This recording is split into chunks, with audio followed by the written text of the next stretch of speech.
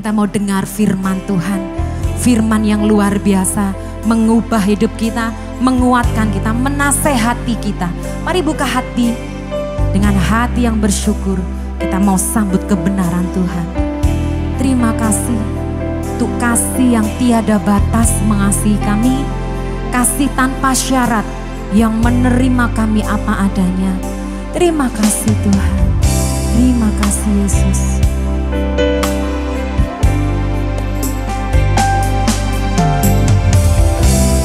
Mari menyembah Tuhan,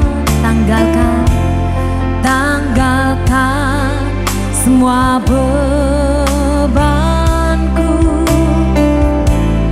masuk dengan hati tulus di tahtanya yang kudus. Mari datang di hadiratnya, datang di hadiratnya,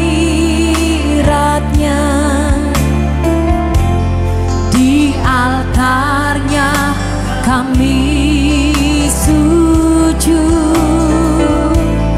Ku bawa semua doaku, sebab Dia yang pedulikan.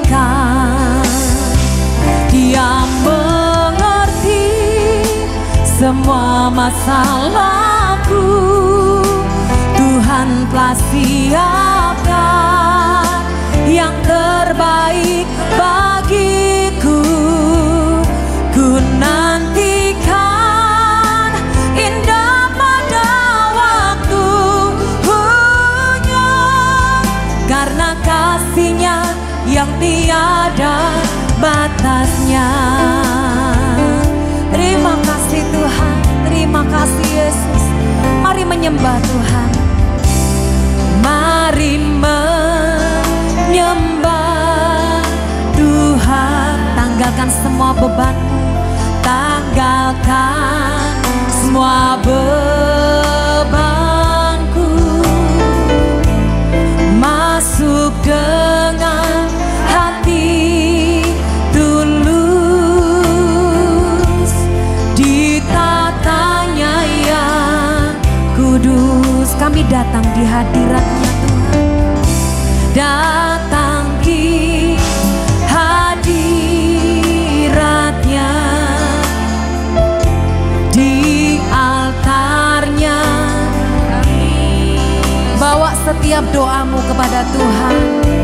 Ku bawa semua doa, percaya Tuhan pedulikan setiap kita. Mari dengan hati yang bersyukur berkata, Dia mengerti semua masalahku. Tuhan telah siapkan yang terbaik bagiku. Ku nantikan indah pada waktunya,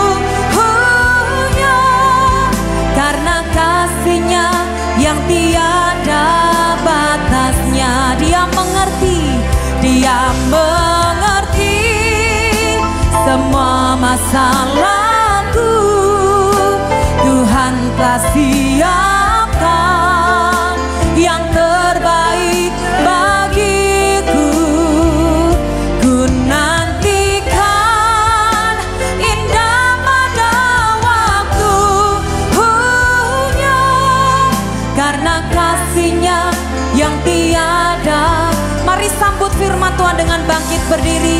Dia mengerti semua masalahku.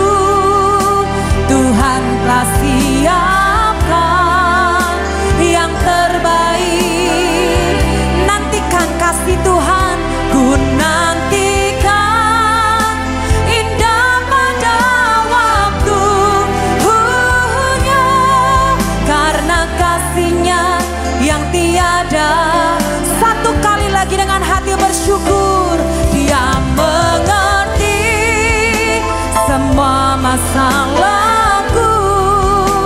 Tuhan siapkan yang terbaik bagiku. Ku nantikan indah pada waktunya, karena kasih-Nya yang tiada batasnya. Ku nantikan indah pada waktunya, karena kasih-Nya yang tiada batasnya. Ku nantikan indah pada waktunya, karena kasih-Nya yang tiada batasnya.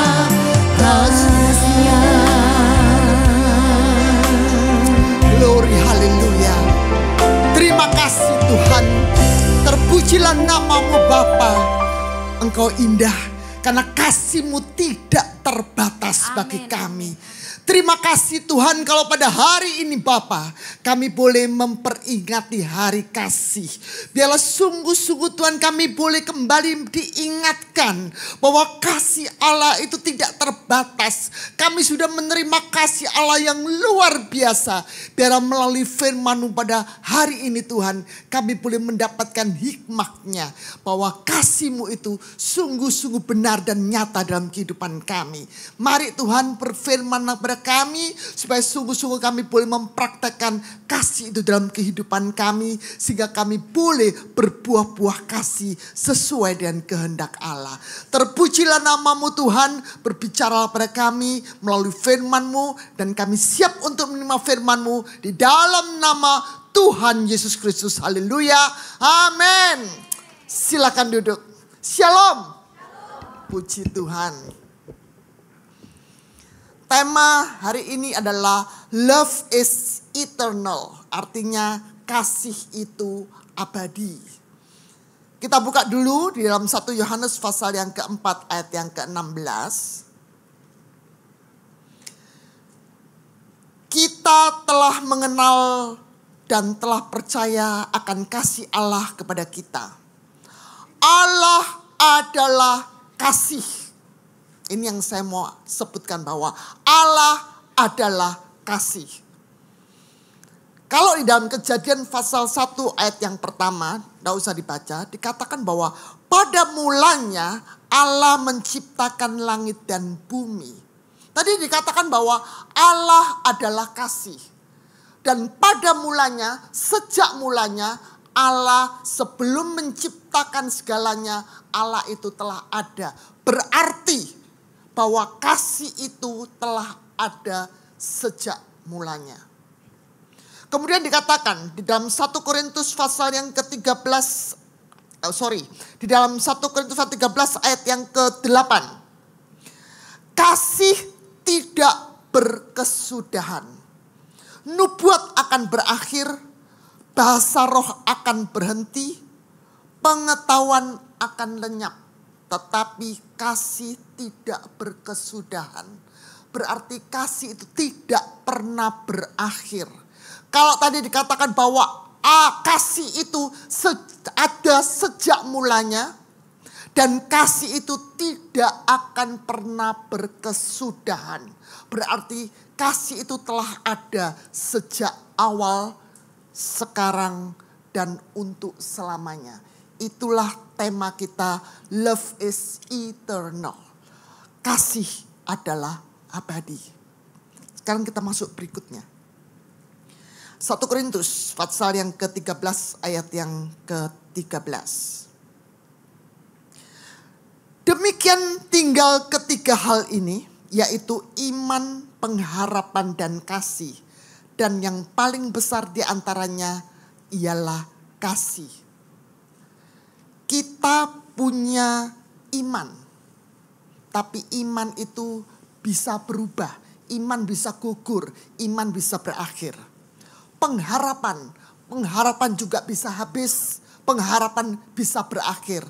Tetapi kasih itu kekal. Itulah sebabnya kita punya iman bagus, Kita punya pengharapan karena kita punya iman baik. Tapi yang terutama kita perlu punya kasih. Karena kasih itu adalah yang abadi. Suatu contoh. Di Singapura ada bosnya department store yang udah puluhan tahun. Itu Thanks namanya. T-A-N-G-S, Thanks. Thanks, bukan thank you, bukan. Namanya memangnya. Suatu hari bos ini meninggal dunia. Dan ketika dia mau dikuburkan, mobil jenazah melewati department store yang begitu besar dengan tulisan bahwa building ini dipersembahkan untuk Tuhan. Itu ada tulisannya di buildingnya itu. Nah, itu dia dilewatkan ke situ dan pegawai-pegawainya semua di luar menghormati. Karena jenazah daripada pemiliknya lewat untuk sebelum pergi ke pemakaman. Dari sini kita bisa melihat bahwa segala sesuatu yang ada pada kita, rumah, kekayaan, harta benda semuanya, yang begitu banyak yang kita miliki, sebanyak apapun juga, biar itu konglomerat, itu bilioner, triliuner, tidak peduli apapun juga, ketika dia meninggal, semua harta bendanya hanya mengucapkan selamat jalan bos, sampai di sini saja, tapi dia tidak bergerak. Semua harta bendanya tidak bergerak, hanya seolah-olah mengucapkan selamat tinggal bos. Keluarganya handai tolan, teman-temannya semuanya pergi mengiring peti mati sampai kepada kuburan, liang kubur. Dan ketika peti diturunkan, mereka semua hanya menyiram kembang. Dan dengan linangan air mata mungkin mereka mengucapkan selamat jalan. Maaf hanya sampai di sini saja. Setelah itu mereka pulang. Jadi berarti semua orang-orangnya yang ditinggalkan hanya mengucapkan selamat terakhir, selamat tinggal, selamat jalan hanya sampai di liang kubur.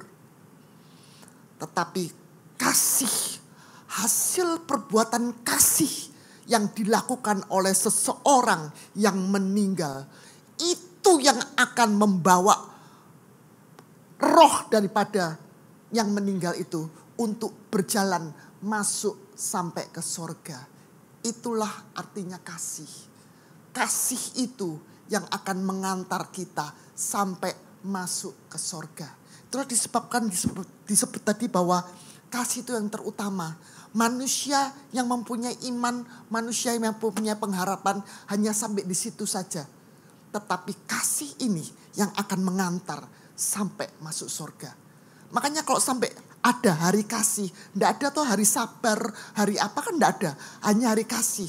Karena memang kasih ini adalah abadi dan kasih ini adalah yang terutama. Itulah sebabnya kita sebagai orang Kristen yang mengerti, kita perlu mendalami arti kasih itu apa. Kasih itu bukan hanya sekedar di mulut. Kita bisa mengatakan I love you, aku mengasihi kamu, aku menyayangi kamu. Tidak seperti itu. Karena kasih itu adalah suatu perbuatan yang membutuhkan kenyataan, yang membutuhkan suatu proof, suatu bukti bahwa kasih itu memang kita lakukan sesuai dengan apa yang kita katakan.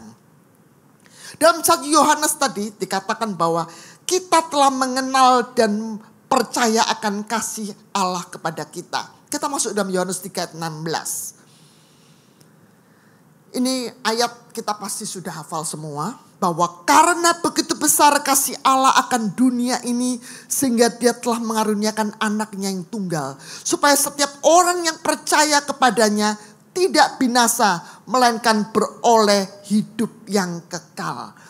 Jadi di sini kita bisa melihat bahwa kita itu bisa punya iman karena apa? Karena kita percaya akan kasih Allah. Jadi dasar daripada iman kita adalah kasih.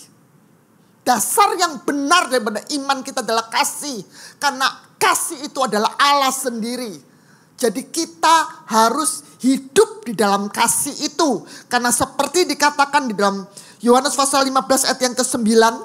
Seperti Bapa telah mengasihi aku, Tuhan, demikianlah juga aku telah mengasihi kamu. Sebagaimana dia dikatakan bahwa Allah telah memberikan anaknya yang tunggal.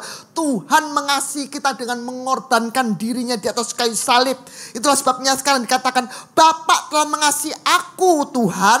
Demikian juga Tuhan telah mengasihi kamu. Maka sekarang Tuhan mengatakan tinggallah di dalam kasihku. Jadi kita ini sudah punya dasar kasih sebagai iman kita. Dan Tuhan bilang sekarang, kamu jangan keluar dari kasih itu. Kamu sudah punya dasar imanmu kepada kasih Tuhan. Sekarang tinggallah dalam kasih itu. Tinggallah tetap di dalam kasih itu. Orang yang tinggal tetap di dalam kasih Allah, berarti orang itu bisa menikmati pengampunannya. Bisa menikmati mujizatnya. Karena tinggal dalam kasih Allah. Kasih Allah itu penuh dengan pengampunan, penuh dengan mujizat, penuh dengan pertolongan, penuh dengan pemeliharaan, penuh dengan berkat. Ini semuanya Tuhan bilang, aku ini mengasihi kamu. Kamu jangan keluar. Kamu harus tetap tinggal di dalam kasih itu. Dalam kasih Tuhan. Sekarang kita lihat tujuannya apa? Karena kalau kita hanya disuruh tinggal saja dalam kasih Tuhan, tanpa punya tujuan yang jelas, ini berbahaya. Kalau kita cuma tinggal terus di dalam dari anak Tuhan ya, aku percaya sama Tuhan, minta apa aja diturutin. Aku berdoa, aku sakit, berdoa sedikit Tuhan sembuhkan. Tuhan aku butuh apa, aku minta Tuhan kasih. Ini akhirnya membuat orang itu menjadi kanak-kanak, tidak menjadi dewasa. Karena dia enak kan tinggal terus gini. Dan ini juga berbahaya menjadi orang yang menjadi sombong. Aku anak raja. Aku tidak akan miskin. Karena aku anak raja. Aku anak raja pasti aku harus begini. Aku hidupku seperti ini. Karena aku raja. Nah ini tidak seperti itu yang Tuhan mau. Memang Tuhan bilang kita harus tetap tinggal dalam kasih-Nya. Tapi tujuannya jelas. Kita lihat di dalam Yohanes pasal 15 ayat yang ke-5. Akulah pokok anggur dan kamulah ranting-rantingnya. Barang siapa tinggal di dalam aku dan aku di dalam dia, dia berbuah banyak. Sebab di luar aku kamu tidak dapat berbuat apa-apa. Jadi tujuannya tadi Tuhan ngomong, aku mendapatkan kasih daripada Allah. Dan aku mau supaya kamu juga tetap tinggal dalam kasihku. Untuk apa? Bukan terus kemudian manja-manja. Kemudian terus sombong rohani. Bukan. Tapi Tuhan mau supaya kita perlu berbuah. Berbuah kasih. Dan itu untuk berbuah tidak mungkin kita di luar daripada kasih Tuhan. Karena kalau kita di luar daripada kasih Tuhan, kita tidak mendapatkan lagi sumbernya. Karena Allah itu adalah kasih. Allah itu sumber daripada kasih. Kita perlu tinggal dalam sumbernya. Supaya kita bisa berbuah. Supaya dengan dari sumber itu kita bisa mengasihi berbuah. Ini ya proses.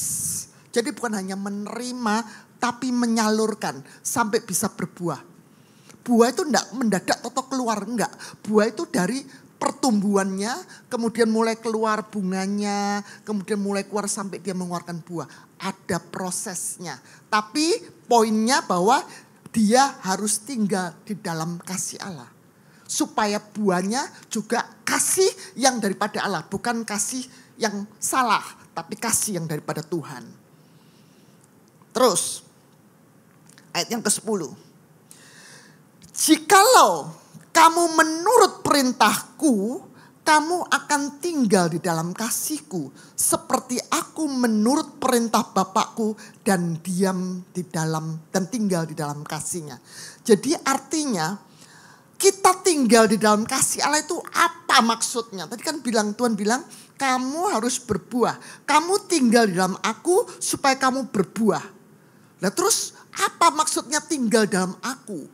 Tuhan mengatakan bahwa kamu tinggal dalam aku, kamu harus melakukan sesuatu. Kamu harus melakukan imanmu. Karena dasarnya tidak iman dalam kasih. Maka Tuhan mengatakan sekarang, kalau kamu tinggal di dalam kasihku, kamu harus menuruti perintahku. Jelas ya? Ini diam-diam enggak bingung toh? Jangan terus diam-diam ngomong apa ini?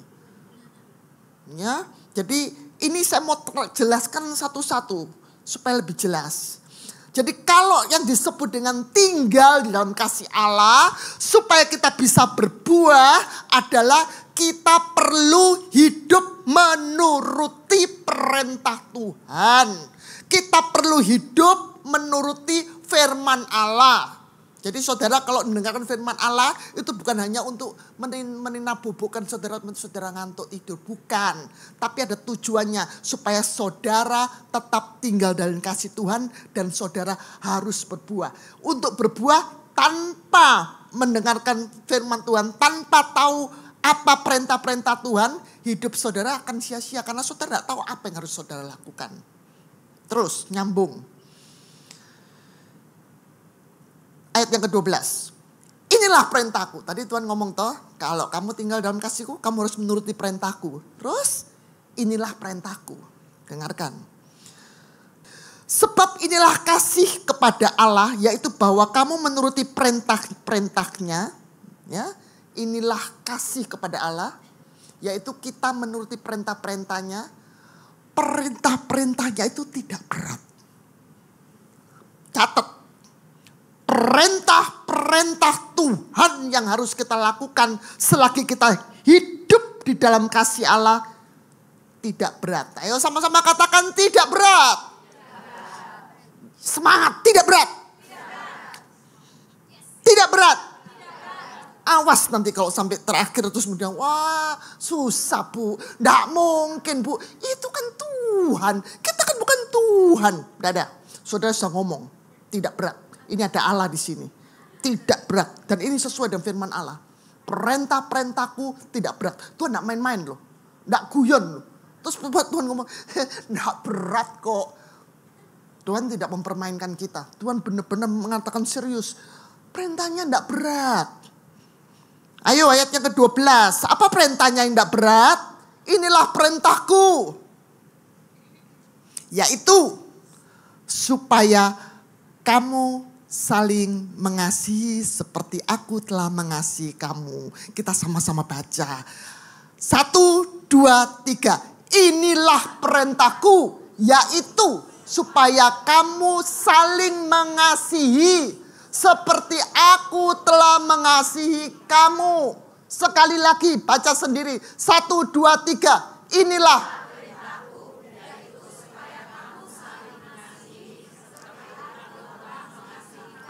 Amin.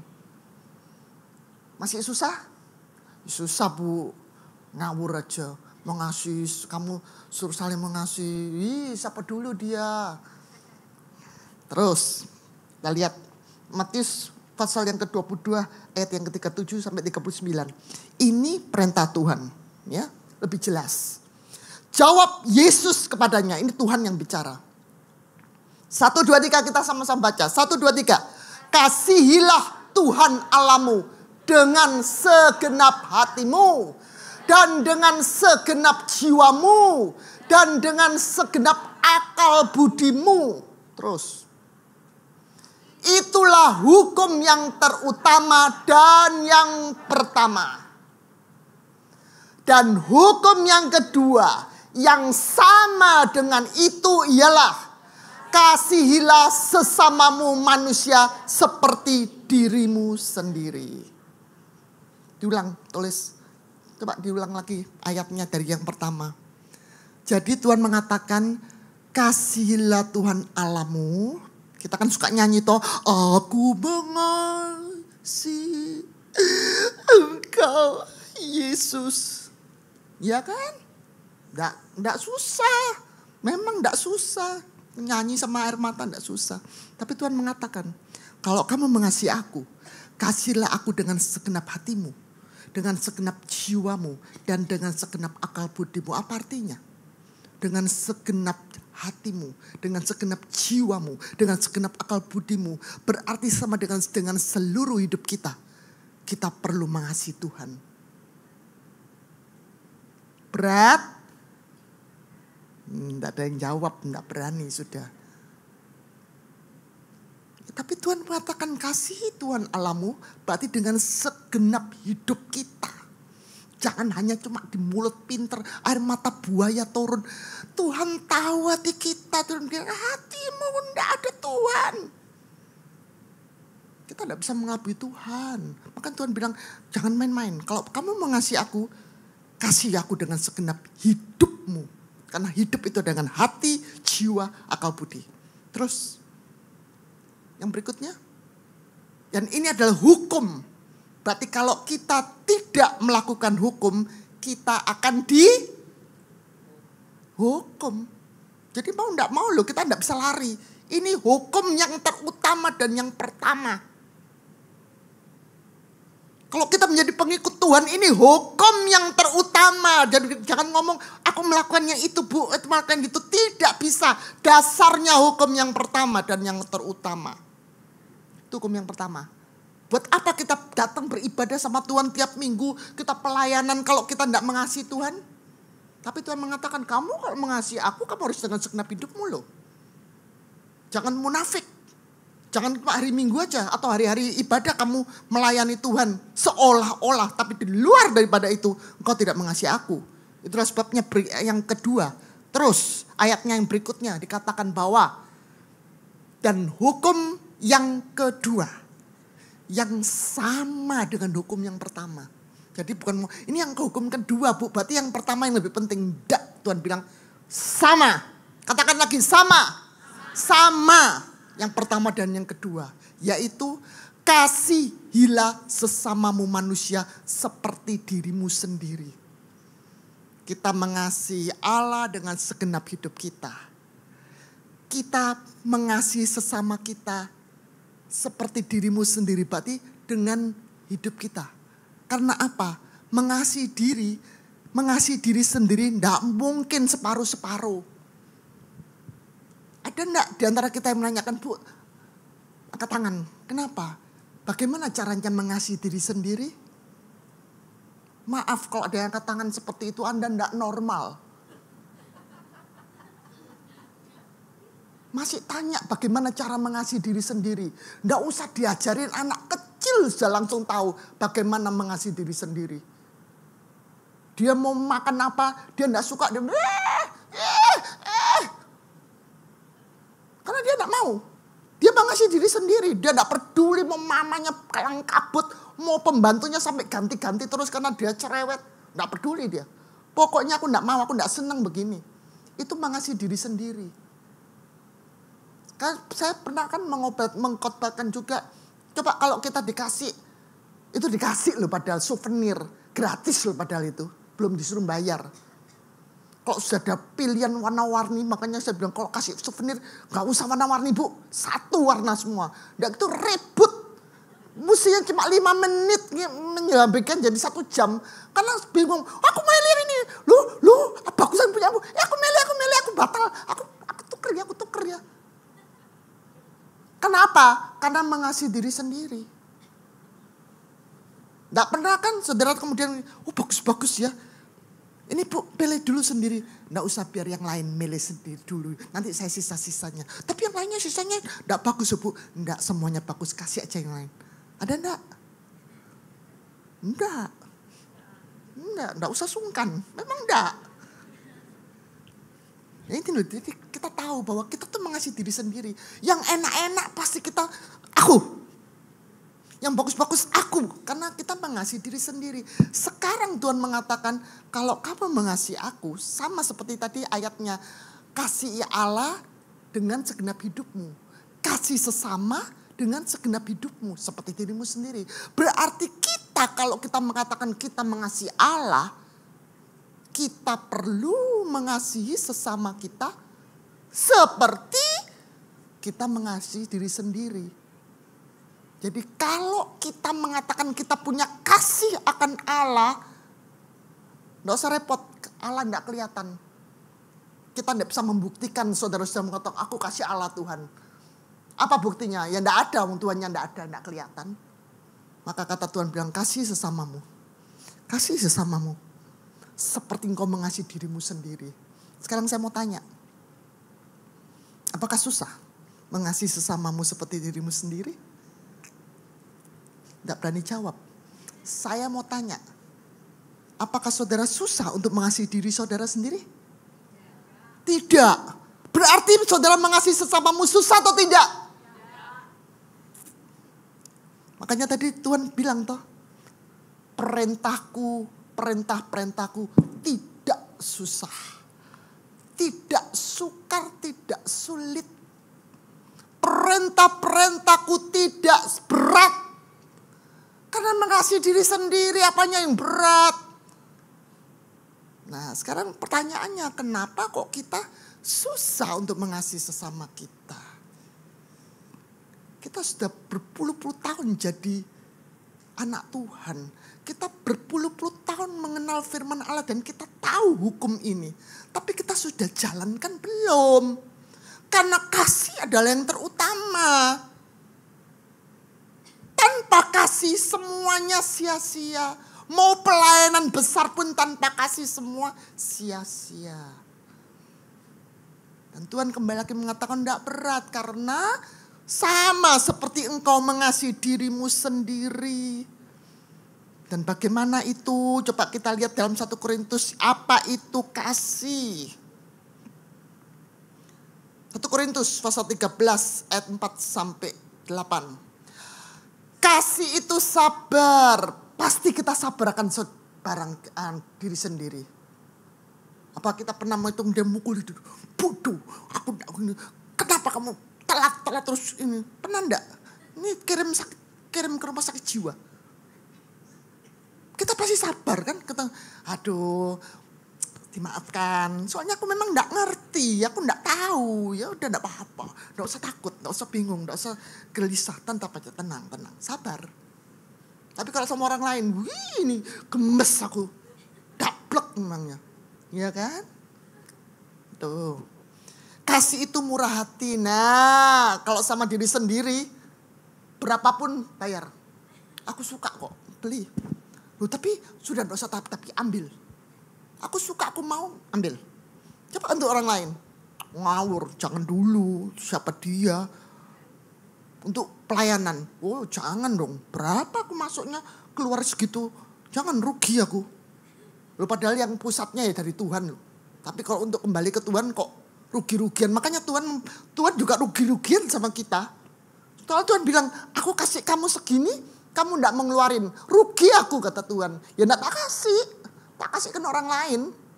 Makanya kita hidupnya susah karena kita hitung-hitungan sama Tuhan. Kita tidak murah hati padahal kita minta sama Tuhan untuk murah hati. Amin. Kok sama diri sendiri kita ngotot sama Tuhan. Tuhan berkati, Tuhan berkati.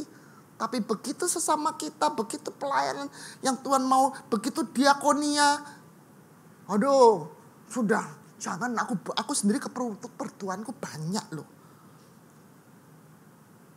Kita mengasihi diri sendiri tapi kita tidak mengasihi sesama. Sama dengan kita tidak mengasihi Allah. Itulah sebabnya kasih Allah juga terbatas bagi kita. Camkan itu. Dia tidak cemburu. Dia tidak memegahkan diri dan tidak sombong. Kasih itu tidak melakukan yang tidak sopan. Dan tidak mencari keuntungan diri sendiri. Nah ini. Biasanya kita kalau diri sendiri pasti kita cari keuntungan kan. Tadi saya kasih tahu dari hal yang kecil aja kita pasti memberikan keuntungan bagi diri sendiri. Tapi kalau yang merugikan kita akan mikir. Tunggu dulu. Jangan cepet-cepet ambil keputusan. Ini kalau begini nggak kuat aku. Oh kalau begini wah aku rugi. Nggak gini oh sayang-sayang waktuku. Sayang-sayang begini. Nah itu mencari keuntungan diri sendiri. Dia kasih itu tidak pemarah dan tidak menyimpan kesalahan orang lain. Nah, siapa yang masih suka menyimpan kesalahan orang lain? Pasti tidak ada yang mau jawab. Tuhan tahu walaupun saudara tidak jawab. Tuhan tahu siapa nama-nama yang ada dalam hati saudara. Saudara tidak perlu ngaku, Tuhan tahu. Karena saya percaya Tuhan ada di tempat ini. Dan dia tahu apa yang ada dalam hati kita. Dia tidak bersuka cita. Orang kasih itu dia tidak bersuka cita karena ketidakadilan. Tapi dia bersuka cita karena kebenaran. Dan kasih itu menutupi segala sesuatu. Percaya segala sesuatu, mengharapkan segala sesuatu, sabar menanggung segala sesuatu. Itu untuk diri kita sendiri tidak perlu diterangkan. Sekarang terangkan sendiri diri saudara kalau itu orang lain yang melakukan. Gampang kan? Sekarang saya gampang loh firmannya. Soalnya sudah tadi dijelaskan toh. Bahwa pertama, tidak berat. Kenapa tidak berat? Karena kamu harus mencontohkan dirimu sendiri. Apa yang kita lakukan, kita mau Tuhan lakukan pada kita. Tuhan mengatakan sekarang lakukan untuk orang lain. Jangan fokus dirinya sendiri. Katanya kasih. Makanya Tuhan orang-orang di luar selalu mengatakan orang Kristen katanya kasih. Kenapa sampai ngomong begitu? Karena kita ini mencari keuntungan diri sendiri. Kita tuh egois. Kita tuh fokusnya diri sendiri. Diri sendiri. Tidak peduli orang lain. Pokoknya diri sendiri. Nanti kalau orang lain tidak mau nolong kita ngomong katanya orang Kristen punya kasih. Loh, enak aja. Lah kamu sendiri gimana? Dia tidak menuntut dirinya sendiri. Dia menuntut orang lain. Kasih itu bukan menuntut. Kasih itu berkorban.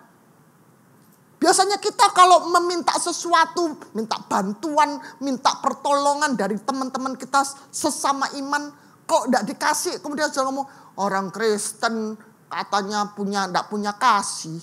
Katanya Kristen, katanya pendeta, katanya hamba Tuhan tidak punya kasih. Yang tidak punya kasih itu ya kamu yang suka ngomong begitu.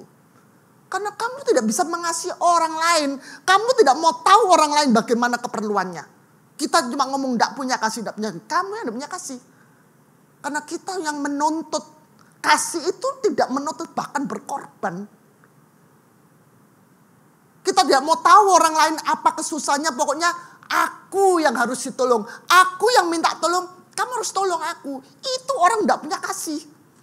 Jadi tidak usah takut. Kalau kita diomong tidak punya kasih, ya kamu yang tidak punya kasih. Jelas?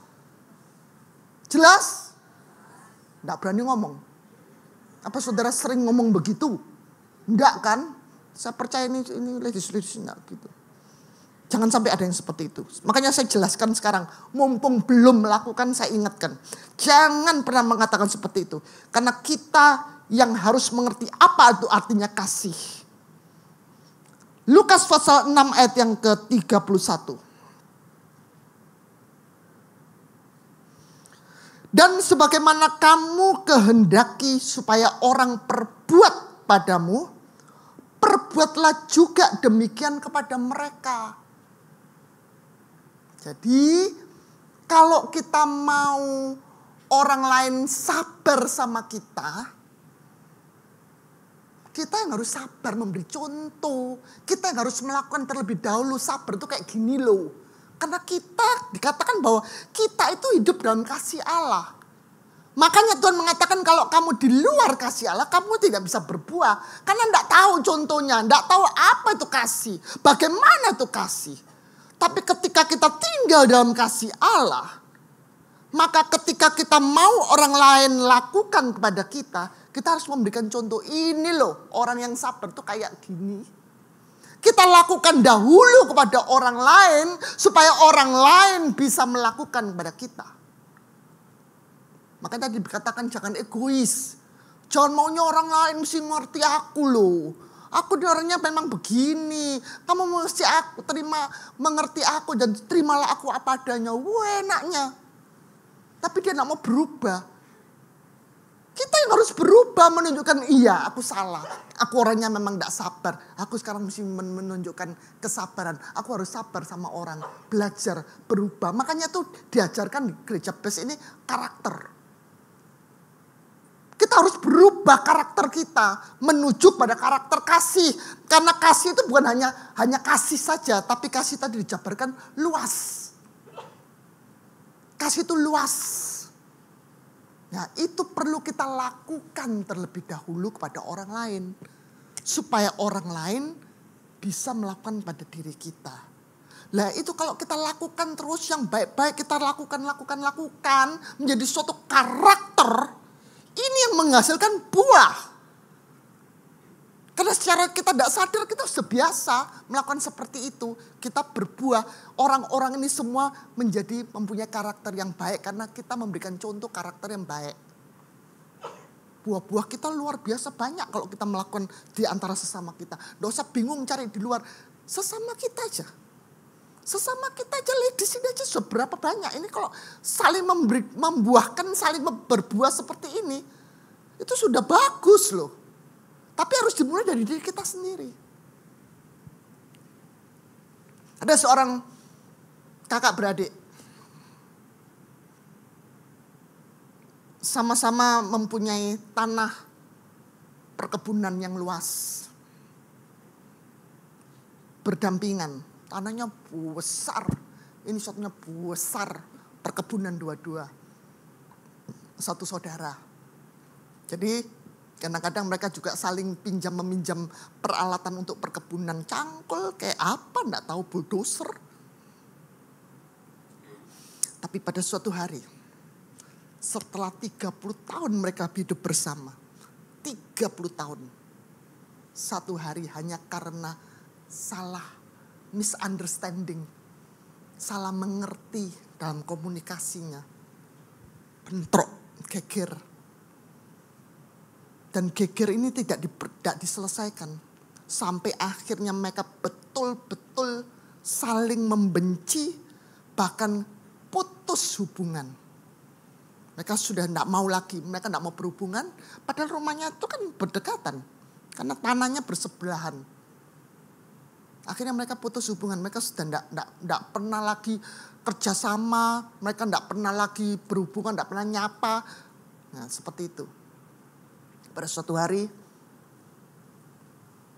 CC-nya ini, taciknya didatangi tukang kebun, cari kerjaan. Dia tanya, apa yang bisa dikerjakan? Mungkin aku bisa dibantu supaya aku bisa mengerjakannya. Terus si taciknya bilang, oh pas kebetulan. Aku ada kerjaan. Sebelahku ini tetanggaku, sebenarnya adikku. Tapi beberapa waktu yang lalu, adikku tuh membuat perbatasan antara perkebunannya dia dengan perkebunanku. Dia menggali tanahnya menjadi sebuah sungai untuk perbatasan. Padahal dulu kan mereka kan jadi satu, jadi kesana kesini gampang. Sekarang sama adiknya dibikinkan sungai supaya putus. Ya tadi ngomong karena putus hubungan supaya aku kamu udah dikasih sungai. Nah sekarang katanya taciknya, dia sudah bikin sungai. Aku sekarang mau bikinkan supaya kamu bikinkan aku tembok 10 meter tingginya. Bikin nutupin tanah perkebunanku dan membatasi dia dengan aku supaya aku tidak kelihatan mukanya lagi. Aku sudah sebel ngeliatin dia. Aku tidak mau. Tutup, putus hubungan. Jadi suruh bikinkan tembok 10 meter itu tinggi loh. Oke, kata tukang kebunnya oke. Anunya apa belikan peralatannya, pakunya, kayu-kayunya, nanti aku bikinkan. Jadi si taciknya belikan dari kota karena kalau perkebunan pasti di luar kota, enggak ada di kota itu perkebunan itu enggak mungkin di luar kota. Jadi dia ke kota, dia belikan ini, kemudian wis kamu kerja, ditinggal sama dia. Sudah menjelang malam, sore-sore menjelang malam, dia balik taciknya dari kota. Dia balik, dia mau lihat hasilnya. Sudah selesai kata tukangnya. Oh ya? Aku lihat hasilnya. Dia lihat, wih bagus, tamannya jadi bagus. Dia lihat, wih bagusnya, dikasih bunga-bunga, warna-warna, wah menarik, baunya harum sampai dia jalan. Wih, bagusnya dia menikmati. Wih, bagus banget dan cepat loh. Baru tadi pagi. Sekarang sudah jadi hebat ini orang ini, bagus sekali, dia jalan. Tiba-tiba dari sebelah rumahnya adiknya lari. Cici, kakakku. Dia lari, dia kaget. Dia lari, dia merangkul ke kakak. Aduh, kamu tuh orang baik. Aku tahu kamu tuh orang baik. Aku tahu dan aku percaya bahwa kamu tuh orangnya yang baik punya. Kamu tuh baik banget. Kamu mengampuni aku. Aku yang salah. Aku minta maaf. Bingung raciknya. Lah ada apa ini kok anak. Aku nih enggak nyuruh apa-apa. Ternyata sama tukang kebunnya itu, sama tukang yang bikin itu, enggak dibikinkan tembok, tapi dibikinkan jembatan. Jadi tadi tuh saking bagusnya, si kakak itu jalan naik jembatan itu karena ketutup bunga-bunganya bagus-bagus sih. Dia bagus, dia enggak tahu bahwa itu jembatan. Naik di atas jembatan yang menjembatani sungai yang dibuat oleh adiknya. Dan ketika di tengah-tengah itu adiknya kelihatan, wih, cecenya bikin kan jembatan bagus. Wah, dia langsung aja dia bilang, aduh sorry. Dia peluk cecenya, aduh terima kasih tuh. Kamu tuh sangat baik dan sangat mengasihi aku. Aku minta maaf. Ya sudah, cecenya lihat ini anaknya juga minta maaf. Dia menangis sambil mereka akhirnya berpeluk-pelukan saling tangis menangis. Jadi di sini kita lihat bahwa tukang kebun itu memang dia tidak di dalam masalah antara Cece Taci sama adiknya. Tapi dia dari orang ketiga, dia memberikan jalan damai. Mendamaikan, mengembalikan kasih itu.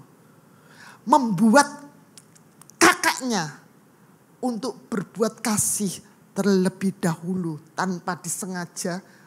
Jadi ini tukang kebun membuat dari pihak kakaknya untuk membuat jembatan, untuk memberikan kasihnya. Sehingga adiknya kembali berdamai. Tadi ayat itu mengatakan bahwa kenapa kita bisa saling bermusuhan? Kenapa kita saling sakit hati? Karena apa? Karena di salah satu daripada pihak-pihak ini tidak ada salah satu yang mendahului untuk berdamai. Tidak ada salah satu yang mendahului untuk minta maaf. Saling mengeraskan hati. Itulah sebabnya arti kasih yang Tuhan ajarkan kepada kita. Supaya hari ini kita belajar untuk memberikan kasih itu terlebih dahulu. Apa yang kita mau orang lain lakukan kepada kita, kita pasti mau orang lain mengasihi kita. Maka kasih dulu orang lain. Di ayat yang lain juga dikatakan. Di ayat yang lain dikatakan seperti ini.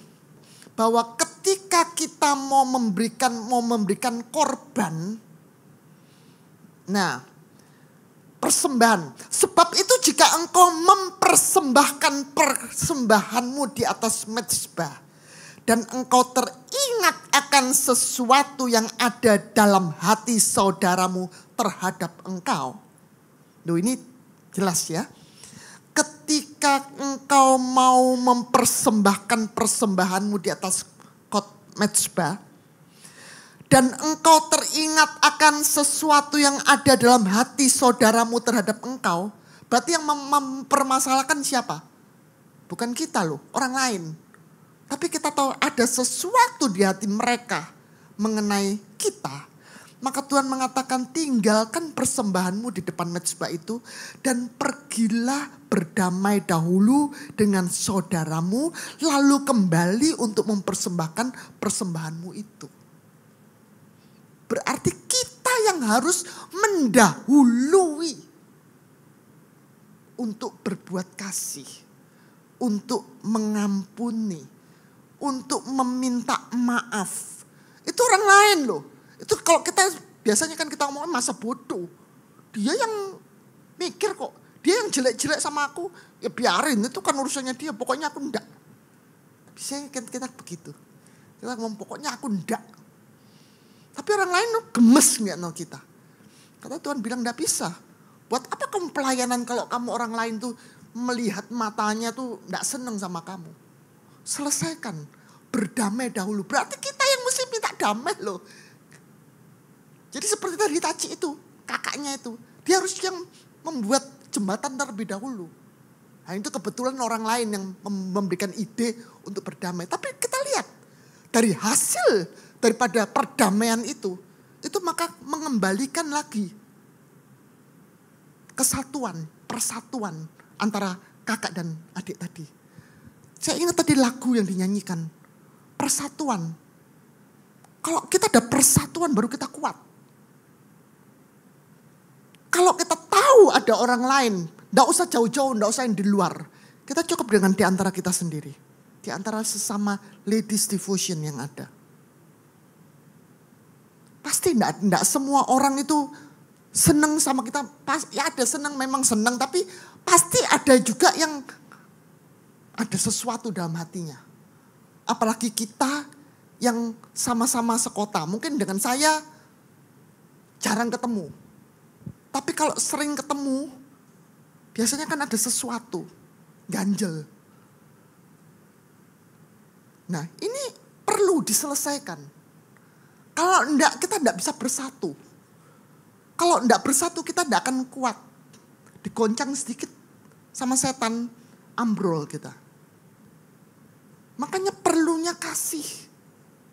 Dan kasih itu perlu kita lakukan terlebih dahulu kepada orang lain. Kita bisa saja membuat kesalahan seperti dari kakak dan adik hanya dengan misunderstanding. Hanya karena perkataan, satu perkataan bisa membuat orang terluka dan orang itu keluar dari gereja. Bisa. Padahal menurut kita, lah aku gak sengaja loh. Menurut aku guyon loh. Tapi bagi orang itu gak guyon, serius. Sampai dia keluar dari gereja, itu berarti something. Nah ini yang perlu kita pikirkan. Ini yang perlu kita selesaikan. Makanya kembali lagi, saya tidak mengajarkan saudara, tidak menuntut, tidak menunggu nanti minggu depan ya kita ketemu lagi, saya mau cari hasilnya.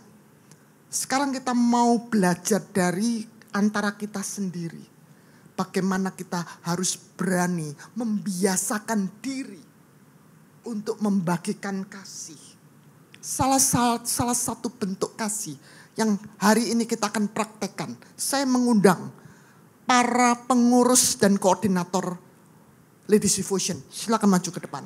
Tidak usah takut, ini bukan hukuman. Tapi kita perlu yang pokok-pokoknya ini yang memberikan teladan terlebih dahulu. Mari silakan maju ke depan, jangan berlama-lama.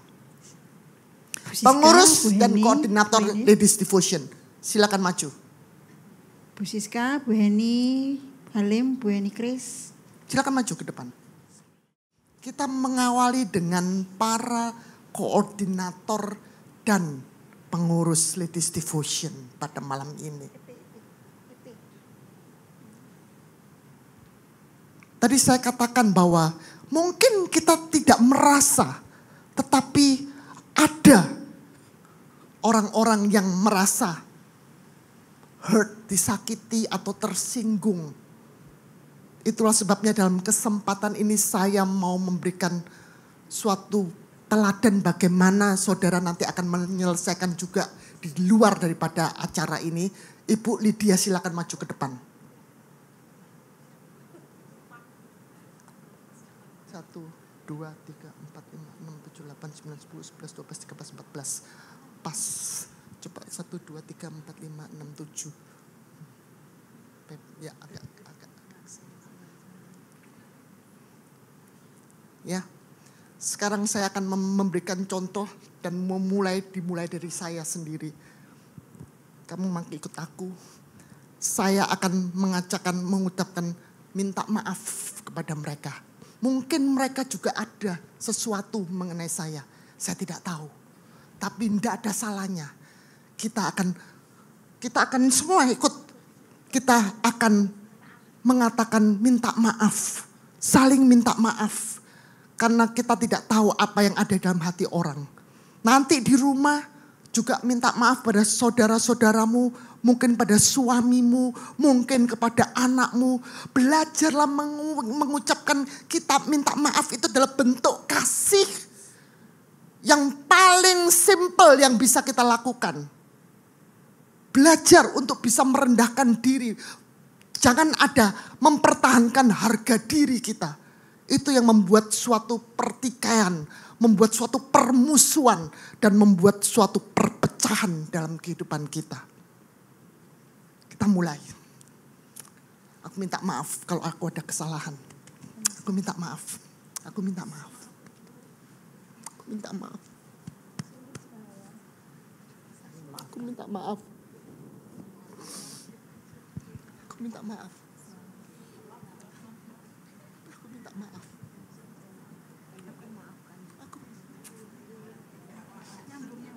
Nyambung. Enggak, kamu langsung. Ayo minta maaf, minta maaf. Minta maaf.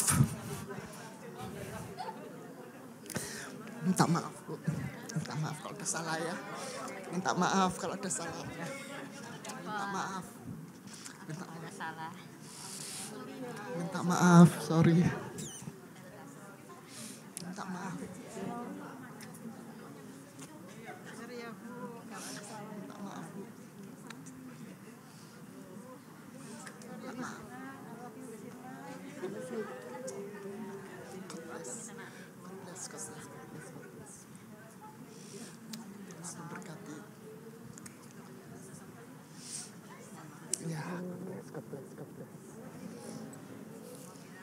Tuhan berkati, God bless, God bless.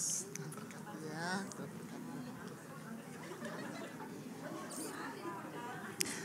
Para jemaat, silakan saudara minta maaf kepada orang-orang yang saudara kenal. Saya tidak tahu, jadi mungkin tidak perlu semuanya. Saling bermaafan, minta maaf. Saudara jangan merasa bahwa saudara pasti betul. Pasti ada sesuatu yang bisa menyakiti sesamamu. Minta maaf. Itu adalah bentuk kasih yang paling simple untuk saudara bisa lakukan. Minta maaf. Saling memaafkan. Supaya saudara bisa bekerja sama dan bersatu dalam ladies devotion. Silakan duduk, silakan duduk. Silakan duduk, silakan duduk. Kalau sudah silakan duduk. Jangan ada lagi nanti ladies keluar, Bu. Kenapa? Nggak suka sama ini, nggak suka sama itu. Ngambek, Bu. Nggak mau datang lagi. Selesaikan. Berdamailah. Percuma kalau kita melayani, tapi kalau kita tidak bisa berdamai dengan sesama kita. Percuma kita memuji nama Tuhan, aku mengasihi engkau. Kata Tuhan, bohong. Kalau kamu tidak bisa mengasihi sesamamu.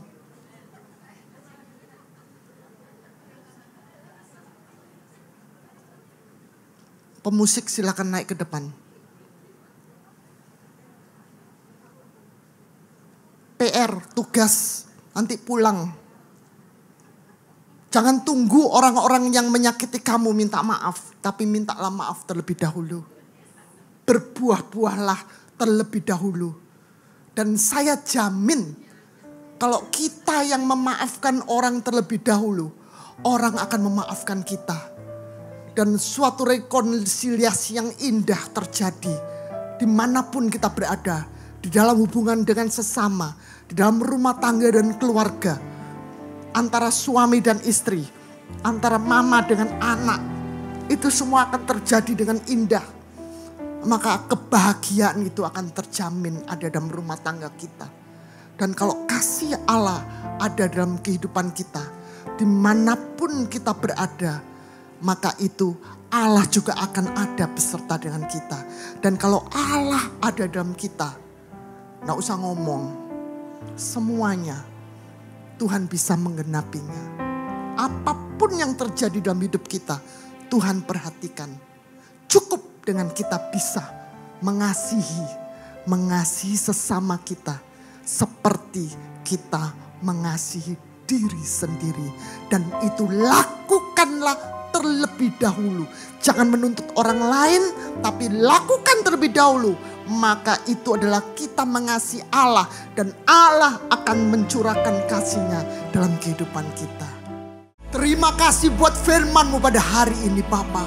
Engkau mengajarkan kami untuk hidup di dalam kasih-Mu.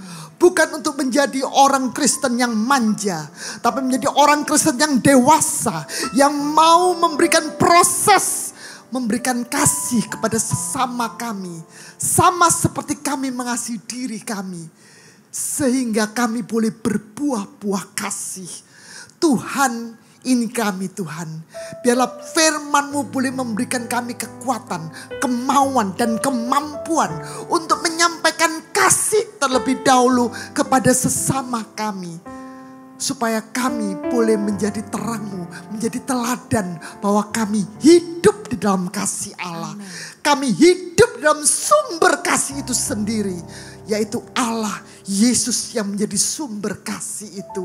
Mari Tuhan, biarlah kami keluar dari tempat ini, kami boleh menjadi terang-Mu. Kami boleh membawa, menyebarkan kasih itu dimanapun kami berada.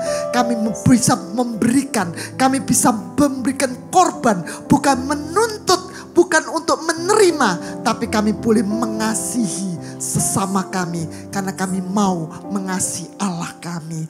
Terpujilah nama-Mu Tuhan.